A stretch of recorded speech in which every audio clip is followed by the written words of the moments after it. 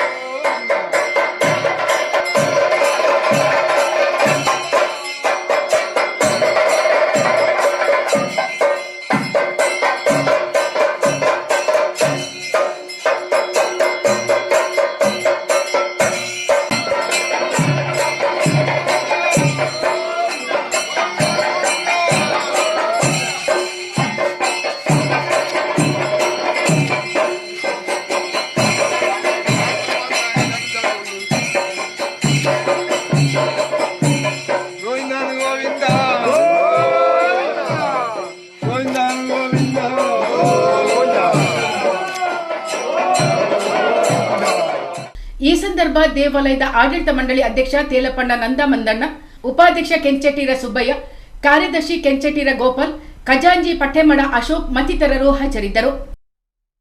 ಕಡಪಲಪ್ಪ ದೇವಸ್ಥಾನದ ಜೀರ್ಣೋದ್ಧಾರ ಪ್ರಯುಕ್ತ 19ನೇ ತಾರೀಕಿಂದ 25 ತಾರೀಕಿನವರೆಗೆ ನಾನಾ ಕೆಲಸಗಾಲ ಕಾರ್ಯಗಳನ್ನು ಮಾಡಿ ಬ್ರಹ್ಮ ಕೆಲಸವನ್ನು ಮಾಡಿ ಇವತ್ತಿನ ದಿವಸ ಬ್ರಹ್ಮ ಕೆಲಸ ಆಗಿ ದೇವರ ಹೊರಗೆ ಒಂದು ದೇವರ ಪ್ರದರ್ಶನ, ನೃತ್ಯ ಪ್ರದರ್ಶನ ಮಾಡಿ ಇನ್ನು ನಾವು ಊಟಕ್ಕೆ ಹೋಗುವ ಸಂದರ್ಭ ಪುನಃ ಮಧ್ಯಾಹ್ನದ ಮೇಲೆ ಕಳಸ ಪಾತ್ರೆಯನ್ನು ಕೊಡುವ ಅಭಿಪ್ರಾಯವನ್ನು ಮಾಡಿಕೊಂಡಿರ್ತೇವೆ.